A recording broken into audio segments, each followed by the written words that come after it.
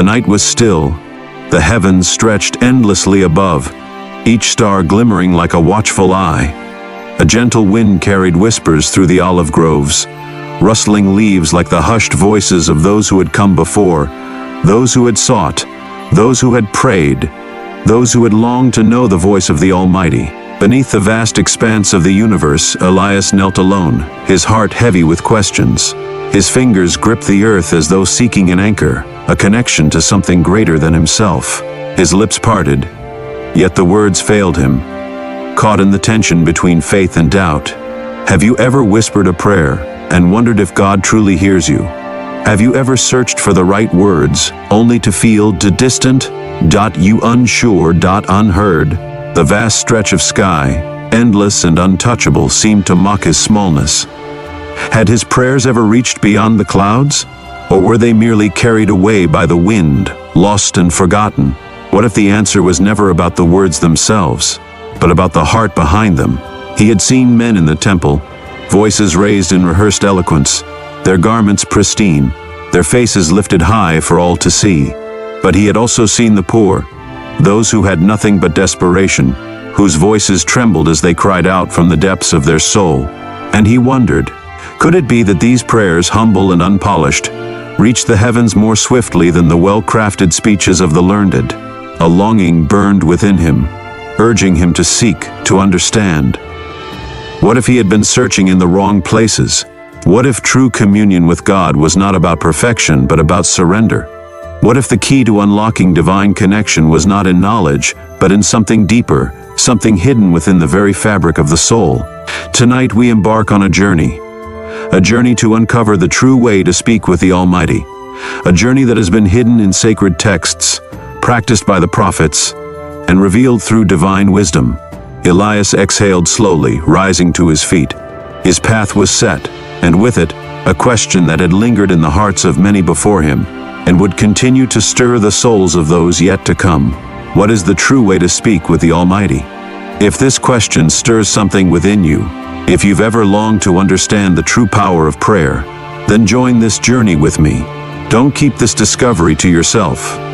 Take a moment to like this video, share it with those who seek truth, and comment below, how has prayer shaped your life? And if you haven't yet, subscribe so we can uncover more hidden wisdom together. The answer is waiting. Will you take the first step?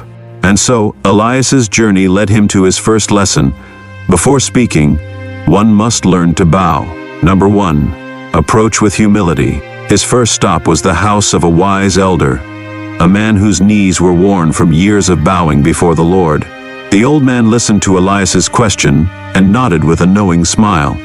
Before you ask how to speak to him, ask yourself, how do you come before him? The elder said.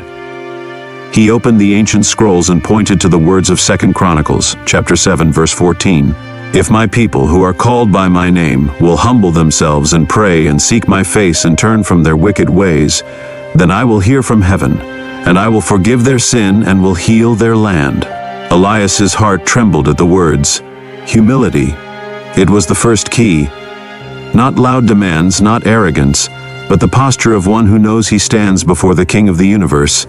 The elder gestured toward a great mountain in the distance. Do you see that peak? He asked. Even the mightiest mountain erodes before the wind and rain. The heart that kneels before God is like the valley, lowly yet fertile, able to receive his blessings. Elias thought of Moses, who removed his sandals at the burning bush, acknowledging the sacredness of God's presence. Exodus, chapter 3, verse 5. He recalled how even King David, though powerful, humbled himself before the Lord, saying, Who am I, sovereign Lord, and what is my family, that you have brought me this far? 2 Samuel chapter 7, verse 18. The elder continued, Pride is a wall that keeps God's voice from reaching you, but a humble heart is like an open field ready to receive his rain. Elias lowered his head. He saw now that to truly pray, he must first strip away his pride, his self-reliance, and his need for control. He must approach God not as one who is worthy, but as one who is utterly dependent. For the first time in his life, he knelt, not out of ritual, but out of surrender. Number 2. Speak with sincerity. Determined, Elias journeyed further, finding himself at the banks of a river where a lone prophet prayed. The man's voice was strong, but not in volume, rather, in the raw sincerity of his cries. Elias listened as the prophet spoke words not rehearsed, not adorned with embellishment, but pouring from the deepest places of his heart. Elias approached. "Tell me," he asked, "how do you pray?" The prophet turned to him and spoke the words of Jeremiah, chapter 29, verses 12 to 13. "Then you will call on me and come and pray to me, and I will listen to you. You will seek me and find me when you seek me with all your heart." The prophet's eyes burned with conviction as he continued. "Do you see the river before you? It does not hold back its waters, nor does it pretend to be something it is not. It moves with honesty, flowing freely, seeking the lowest ground. That is how prayer should be, unrestricted, real, pouring from the depths of your soul." Elias watched the water ripple and churn, understanding for the first time that true prayer was not about perfect words, but about the heart that spoke them. The prophet spoke again. David cried out to God in the wilderness, sometimes in joy, sometimes in anguish. Hannah wept bitterly in the temple, unable to even form words. Yet God heard them both. Their prayers were real, honest, unfiltered. Elias recalled the words of Luke, chapter 18, verse 13, where the tax collector, too ashamed to lift his eyes to heaven, simply whispered, "God have mercy on me, a sinner." His few words carried the weight of 1,000 prayers because they came from the depths of his heart. The prophet continued, "God does not desire grand speeches. He desires truth. Do not be like the Pharisees who pray to be seen. Be as a child speaking to their father, with trust, honesty, and love."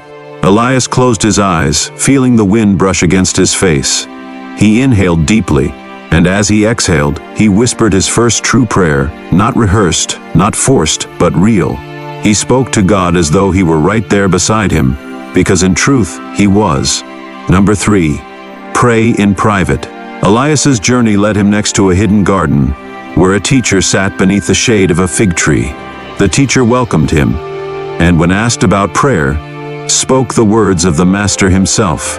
"But when you pray, go into your room, close the door and pray to your Father, who is unseen. Then your Father, who sees what is done in secret, will reward you." Matthew chapter 6, verse 6. Elias pondered this deeply. Many had taught him that prayer was most powerful when proclaimed openly, with others watching. But the teacher's words revealed something different, that the most profound prayers were whispered in solitude, away from the gaze of men, known only to the heart of God. The teacher continued, "Think of Moses when he ascended Mount Sinai alone, how he met God in the silence of the heights. Think of Daniel, who knelt privately in his chamber 3 times a day. God meets us where no other ears can hear, where no distractions can pull us away." Elias thought of Jesus himself, who often withdrew to desolate places to pray. Luke chapter 5, verse 16. The Son of God, with all authority, chose silence and solitude to commune with the Father. If even he sought the private place, how much more should Elias? The teacher gestured toward the trees swaying in the wind. The branches do not speak, yet they bend before the whisper of the wind. So should your soul bend in the quiet before God. Elias felt a new understanding settle within him. Prayer was not for show. It was for the intimate connection between his spirit and the Creator. The quiet place was not empty, it was filled with God's presence. With renewed purpose, he resolved to seek the secret places, where his voice would not be drowned by the noise of the world, but where it would be heard in the throne room of heaven. Number 4. Confidence in God's grace. Yet still a question lingered in Elias's heart. Could he, a mere man, truly approach God? Would the Almighty hear him? His search brought him to a young woman, her face alight with faith, who opened the scrolls and read aloud, "Let us then approach God's throne of grace with confidence, so that we may receive mercy and find grace to help us in our time of need." Hebrews chapter 4, verse 16. She closed the scroll and looked at Elias. "You doubt if he listens, but he has already invited you." She gestured to the hills beyond. "Look at the sun rising each morning, the rain that falls on both the righteous and the wicked. God's grace is present in all things." Elias reflected on these words. He recalled the story of the prodigal son, who, after wandering in despair, returned to find his father running toward him with open arms. Luke chapter 15, verse 20, came alive in his mind. But while he was still a long way off, his father saw him and was filled with compassion for him. He ran to his son, threw his arms around him and kissed him. The woman continued, "God's grace is not given because we are perfect, but because He is merciful. He does not wait for us to be worthy, He calls us to come as we are." Elias's heart swelled with realization. Confidence in prayer did not come from his own merit, but from God's unchanging grace. He saw now that prayer was not about proving himself, but about trusting in the love that had already been extended. With a newfound sense of peace, he whispered his next prayer, not with hesitation, but with certainty, knowing that God had already inclined his ear. Number 5. Follow the Lord's Prayer as a model. Elias wandered into a quiet chapel, where a priest sat meditating. He approached with reverence and asked, "How do I pray in a way that pleases God?" The priest opened the scrolls and read from Matthew chapter 6, verses 9 to 13. "Our Father in heaven, hallowed be your name, your kingdom come, your will be done, on earth as it is in heaven. Give us today our daily bread, and forgive us our debts, as we also have forgiven our debtors. And lead us not into temptation, but deliver us from the evil one." The priest explained, "This prayer is not just words, it is a guide for your heart. It teaches reverence, trust, provision, forgiveness, and reliance on God's protection." Elias pondered this deeply. He realized the Lord's Prayer was not meant to be a rigid recitation, but a foundation, a way to shape all prayers. The words reflected total surrender, God's name exalted, His will embraced, daily needs entrusted, sins released, and protection sought. True prayer was a dialogue where the soul opened fully to the divine.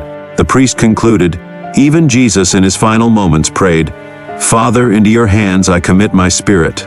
Luke chapter 23 verse 46. Every prayer should end with trust, for he who hears also holds. Elias left with a transformed heart, understanding that prayer was not just speaking, it was yielding, trusting, and resting in God's will. Number 6. Persistence in prayer. Elias continued his search and met a fisherman, casting his net into the waters under the morning sun. The fisherman, hearing Elias's question, let out a deep laugh and said, "Prayer is like fishing, my friend. Sometimes you catch what you seek immediately. Other times you cast again and again, trusting that the waters will provide." He spoke of Luke chapter 18 verses 1 to 8, the parable of the persistent widow, who sought justice and never wavered. She knocked at the door without ceasing, believing that persistence would bring an answer. Elias also recalled 1 Thessalonians chapter 5 verses 16 to 18, which reminded him to pray without ceasing, give thanks in all circumstances, for this is the will of God in Christ Jesus for you. He realized that persistence was not just about repetition, but about a heart continually seeking God, unwavering in faith even in moments of silence. As Elias sat by the sea, the tide lapping at the shore, he understood, prayer was not about rushing God's response, but resting in His promises. Even when the answer seemed distant, every prayer carried weight, shaping the heart and strengthening the spirit. Number 7. Faith and trust in God's will. As Elias neared the end of his journey, he met an aged shepherd resting beneath a towering cedar. The shepherd, hearing Elias's questions, spoke with quiet assurance. To speak to God is to trust Him beyond the words. It is surrender, not demand. The shepherd gestured toward the rolling hills beyond. A sheep does not question its shepherd's path. Even when the way is steep, it follows, trusting that the one who leads knows best. He paused and then continued, "Faith is more than believing. It is resting in God's wisdom, even when His answers seem delayed or unclear." The old man recited Proverbs, chapter 3 verses 5 to 6, reminding Elias that true faith required stepping beyond human understanding. It was not about receiving immediate answers, but walking forward with unwavering trust, knowing that God's direction, though unseen, was always purposeful. Elias looked to the sky, the first light of dawn breaking over the horizon. His journey had led him not to an answer of method, but to a state of being, a heart fully yielded. He no longer questioned how to speak to God, he simply did, embracing humility, sincerity, privacy, confidence, persistence, and surrender. As the sun rose, illuminating the path before him, he smiled, for he knew with unshaken certainty that he was heard. And so Elias's journey had come full circle. Yet he understood now that prayer was never just a destination. It was a lifelong walk with the Almighty. He had sought answers, and in return he had found something greater, a heart that no longer strived for perfect words, but for perfect surrender. As the sun dipped below the horizon, Elias stood on the edge of his journey, his heart no longer heavy with doubt, but full of quiet reverence. This was only the beginning. The path of prayer was not a single moment, but a lifetime of seeking, bowing, and surrendering before the Almighty. Prayer is not about being heard by men. It is about being seen by God. May your heart be open, your words be true, and your spirit be humble before Him. If this message has touched you, don't let the journey end here. Like this video, leave a comment below, and subscribe for more. And most importantly, share this with someone who is searching, someone who needs to know that God is listening. May the peace of Christ be with you. Stay blessed and go in His grace.